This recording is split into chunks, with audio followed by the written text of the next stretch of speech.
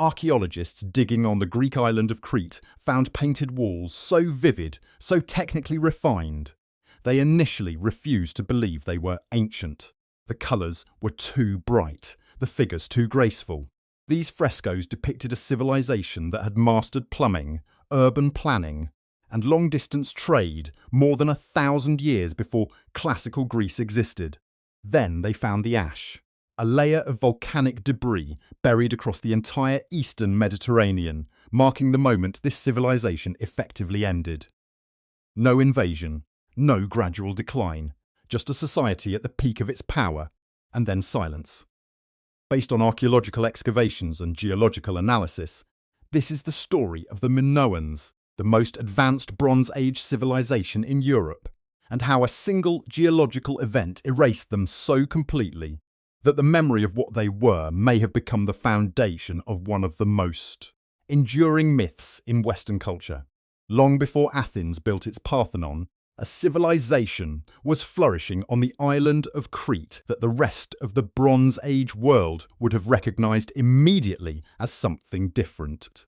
The Minoans, a name given to them by British archaeologist Arthur Evans, who excavated their greatest site beginning in 1900, had been developing their culture since approximately 2700 BC. By their peak, around 1700 to 1450 BC, they were the dominant maritime power in the eastern Mediterranean. The palace complex at Knossos was not a fortress. It had no thick defensive walls. It was an administrative and ceremonial centre, covering approximately 20,000 square metres, with multiple stories, interior courtyards, and, most surprisingly, a drainage and plumbing infrastructure that included flushing toilets and terracotta pipe systems for water supply and sewage. Chemical analysis of Minoan drainage systems has confirmed they were designed for sanitation. The engineering was deliberate and functional, nearly 3,000 years before Rome built its famous aqueducts. The walls of Knossos were decorated with frescoes showing acrobats leaping over bulls, women in elaborate clothing, and marine life rendered with striking accuracy. These images consistently show a society engaged with pleasure and ceremony. What they do not show, almost entirely, is warfare. In the entire corpus of Minoan visual art recovered to date, scenes of organised military conflict are essentially absent. This civilization defined itself through commerce and the sea, not through violence.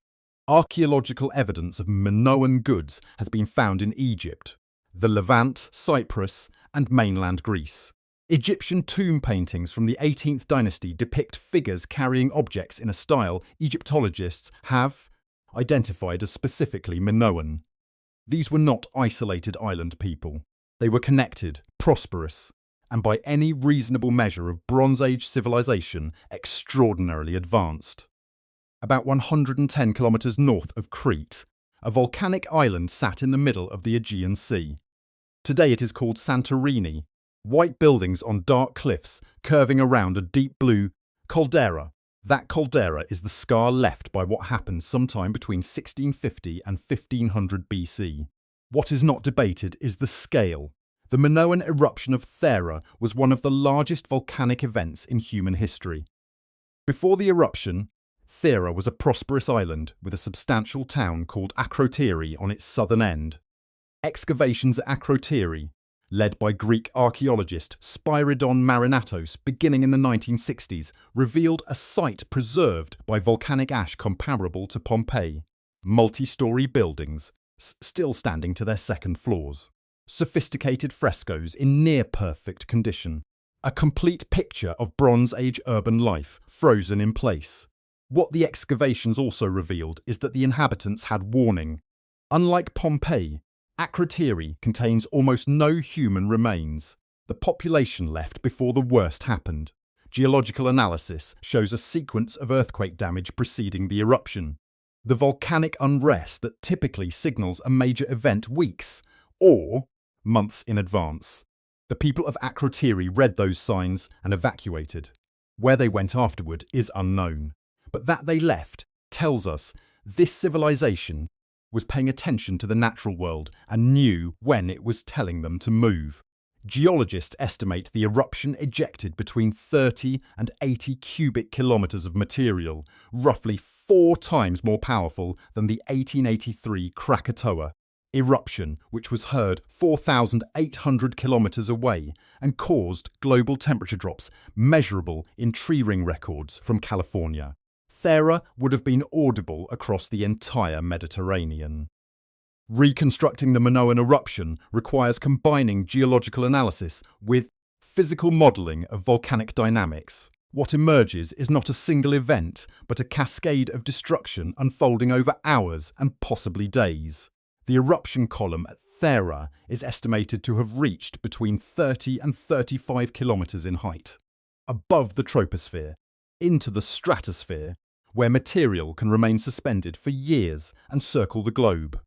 Core samples from Greenland ice and seafloor sediment across the eastern Mediterranean contain a distinct layer of volcanic glass particles from Thera, identified at sites from Turkey to Egypt to the Nile Delta. Agricultural land was buried, water sources contaminated, the sky darkened across the region for days. The more immediate threat to Crete came not from ash, but from water. When a volcanic island the size of Thera collapses into its own magma chamber, it displaces an enormous volume of seawater. The resulting tsunamis arrive in series, minutes apart, each carrying energy from the collapse of an island several kilometres across. Geological analysis of sediment deposits on the northern coast of Crete has identified layers of marine material found far above normal sea level, consistent with tsunami inundation. The harbours supporting Minoan maritime trade would have been destroyed within minutes. The Minoan fleet was concentrated in those coastal harbours. A tsunami arriving without warning at a harbour full of wooden ships does not leave survivors or salvageable vessels. Whatever naval capacity the Minoans had built over centuries, a significant portion of it was gone in the hours following the eruption. The physical foundation of their trading empire had been removed almost instantly. The physical destruction was only the beginning. Civilizations can rebuild harbours and replace ships. What is harder to recover from is the systemic collapse that follows a catastrophe hitting every supporting structure simultaneously. Ash deposited on agricultural land in the quantities delivered by this eruption, estimated at several centimetres across eastern Crete, buries existing crops, contaminates irrigation systems, and can render land unproductive for years. The Minoans were a dense urban population dependent on organised agricultural surplus to feed their palatial centres. A multi-year agricultural disruption in eastern Crete was a serious structural crisis, not just a temporary inconvenience. The trading network that had made Minoan civilization wealthy depended on trust built over generations. A sudden disruption. Ships gone, merchants missing from regular routes, promised goods never delivered. Damaged relationships that took years to repair, if they could be repaired at all. Competing powers in the eastern Mediterranean moved quickly to fill the commercial vacuum left by Minoan absence. Archaeological evidence from palace sites on Crete shows reconstruction and continued occupation after the eruption. The Minoans did not vanish. Overnight, palaces were rebuilt. Administrative systems kept functioning. But the scale and confidence of the pre-eruption period did not return. A civilization that had defined itself by peaceful maritime dominance was now operating with reduced resources, broken trade routes, and neighbours who had noticed the old dominant power was no longer what it had been. Among the most frustrating legacies of Minoan civilization is its writing. The Minoans developed at least 2 scripts. The earlier, called Cretan hieroglyphic, was in use from approximately 2100 to 1700 BC. The later, known as Linear A, was the administrative script of the palatial civilization at its peak, used until approximately 1450 BC. Neither has been deciphered. Linear A has been studied intensively since Evans first identified it in the early 20th century. It consists of approximately 50 to 60 syllabic signs combined with logograms representing specific commodities, a notation system built for recording inventories and transactions. Its relationship to Linear B, the later Greek language script, deciphered by Michael Ventris in 1952, is structurally clear. Linear B was adapted directly from Linear A. But the underlying language of Linear A is not Greek, and it does not match any known language family with sufficient certainty to allow decipherment. In practical terms, this means the Minoans cannot speak to us directly. Everything we know about them comes from what they built, what they painted, and what others wrote about them. The administrative tablets found at Knossos and other sites presumably contain detailed palace records. Inventories, personnel lists, transaction logs. We can identify what some logograms represent: olive oil, wheat, sheep, bronze. But the language those logograms sit inside remains locked. The sample of Linear A available to researchers is small, approximately 500 individual signs across all known inscriptions. Decipherment requires either a bilingual text, like the Rosetta Stone, or a much larger corpus of material. Neither has been found. Whether those tablets recorded anything about the eruption or its aftermath is a question that may never be answered. In 360 BC, Plato published two dialogues, Timaeus and Critias, describing an island civilization of great power that was destroyed in a single catastrophic event and sank beneath the sea. He called it Atlantis. In the centuries since, that account has generated so much speculation and mythology that the relatively straightforward historical question at its centre has been almost forgotten. Where did Plato get the story? Plato attributes it to Solon, the Athenian statesman who visited Egypt around 590 BC, where Egyptian priests described a great civilization destroyed 9,000 years earlier. That 9,000-year figure is almost certainly a distortion. A translation error, a mythologization, or a misunderstanding in oral transmission. If the actual figure was 900 years rather than 9,000, it would place the event at approximately 1500 BC, directly in the range of the Minoan eruption. The correspondences between Plato's Atlantis and Minoan civilization are specific enough to be notable. Plato describes an island-based maritime power with sophisticated urban culture and centralized administration. He describes its destruction as sudden, involving seismic activity and inundation by the sea. The Minoans were an island-based maritime power. Their most prominent nearby island, Thera, was destroyed by a volcanic eruption that caused tsunamis and left a caldera where an island had been. The mainstream academic position is that Plato used a kernel of genuine historical memory, possibly preserved in Egyptian records, as raw material for a philosophical argument about ideal and corrupted states. Atlantis is primarily a moral argument in his telling, not a historical account. But the material he drew from may have been real, and the civilization it points toward may be the one whose ash layer scientists find today in Greenland ice cores. When Spyridon Marinatos proposed in 1939 that a massive volcanic eruption had caused the decline of Minoan civilization, the idea was considered speculative. Decades of increasingly sophisticated scientific analysis have transformed that speculation into one of the best documented geological-archaeological connections in the ancient world. Ice core analysis proved particularly significant. Cores drilled from the Greenland ice sheet preserve atmospheric chemistry in annual layers going back hundreds of thousands of years. Volcanic eruptions leave distinctive signatures, elevated sulfate concentrations and microscopic glass particles from fragmented volcanic rock. A layer in Greenland ice corresponding to the Minoan eruption has been identified and independently dated, providing a chronological anchor that does not depend on the uncertainties of archaeological methods alone. Ground-penetrating radar surveys at Akrotiri and across Santorini have mapped buried Bronze Age structures without excavation, revealing the preserved town is only a fraction of the original settlement.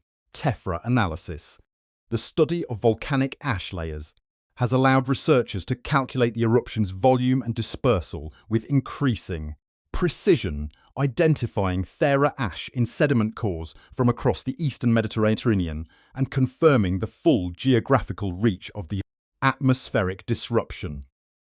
The calculated energy release of the Minoan eruption places it among the largest single-energy events in the Holocene, geological epoch. This is why its traces appear in ice cores in Greenland, tree rings in California, and Egyptian administrative records describing unusual atmospheric conditions during what appears to be the same period. The physical evidence left by this eruption spans the entire northern hemisphere. While the Minoans were managing the aftermath of Thera, a different Bronze Age culture was reaching its peak on the Greek mainland. The Mycenaeans, named after their most important site at Mycenae in the northeastern Peloponnese, were culturally shaped by the Minoans, but organised around completely different values. Where Minoan palaces have almost no military architecture, Mycenaean citadels are defined by it. The walls of Mycenae, built from blocks so massive that later Greeks attributed their construction to mythological giants, were designed specifically for defence and military projection. These were warrior kings. The archaeological record shows a decisive shift in Cretan civilization around 1450 BC, precisely when Minoan recovery was most precarious. Palace sites across Crete show destruction layers from this period, followed by evidence of reoccupation under a clearly Mycenaean administrative system.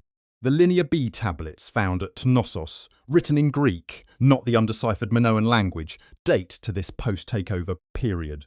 The Mycenaeans were running the most prestigious Minoan palatial centre in their own language with their own personnel. The process was gradual rather than a single military campaign. Mycenaean elites expanded opportunistically into the commercial and political vacuum that Minoan weakness had opened, using existing cultural connections as a bridge. Minoan artistic traditions continued to influence Mycenaean craftsmen deeply. The techniques in metalwork, fresco painting, and ceramics were adopted wholesale. The transition was an absorption as much as a conquest, but the outcome was clear. By 1400 BC, the distinctively Minoan character of Cretan civilization was gone, replaced by something that owed it an enormous debt but had been reorganized entirely around mainland Greek power. Civilizations do not truly disappear. They fragment, transform, and get absorbed. But their traces persist in the cultures that follow, sometimes obviously, sometimes in ways that take centuries to identify. The Minoan legacy in Western culture is more extensive and more thoroughly disguised than popular history acknowledges. The most direct transmission is through Mycenaean culture. The bull iconography so prominent in Minoan art, the leaping frescoes, the bull-headed ritual vessels, the architectural bull horns at palatial sites, reappears in Greek mythology as the Minotaur of Crete, the monster at the centre of the labyrinth that Theseus killed. The myth preserves the memory of a Cretan civilization associated with bulls and elaborate architectural complexity, filtered through a framework that cast it as threatening rather than sophisticated. Minoan religious symbols, the double axe, the snake goddess figures, the sacred tree motifs, appear in later Aegean religious contexts in forms, suggesting continuous if transformed transmission. The goddess figures, with their elaborate flounced skirts holding serpents, have been interpreted by some scholars as ancestors of later Greek religious traditions. The specific connections remain debated, but the general influence is broadly accepted. The volcanic system beneath Santorini is not extinct.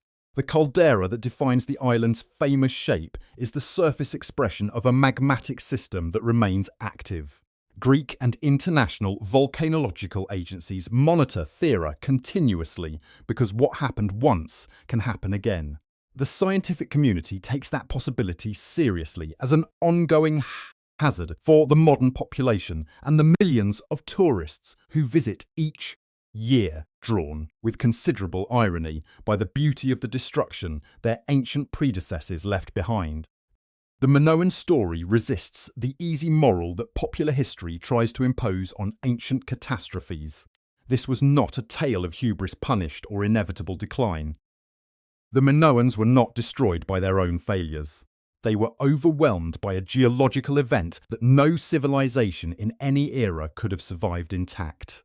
They were simply unlucky, having built their world in one of the most volcanically active regions on Earth, at a moment when the system beneath a nearby island reached its breaking point. What makes their case valuable is what came before the catastrophe. The Minoans built something genuinely remarkable, an interconnected, prosperous civilization that organised power through commerce and cultural influence rather than military domination.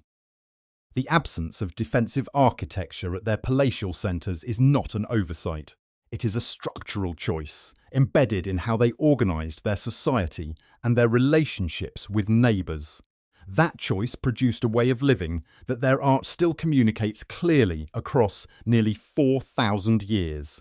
The climate science dimension of this story has grown more relevant with time, not less. The mechanism by which large volcanic eruptions cause short-term global cooling, sulfur dioxide in the stratosphere forming aerosols that reduce incoming solar radiation, is the same mechanisms some researchers are now investigating as a potential intervention against human-caused climate change. The Minoan eruption is one of the best documented natural case studies for how that process operates at scale and what it does to human societies across a wide geographic area.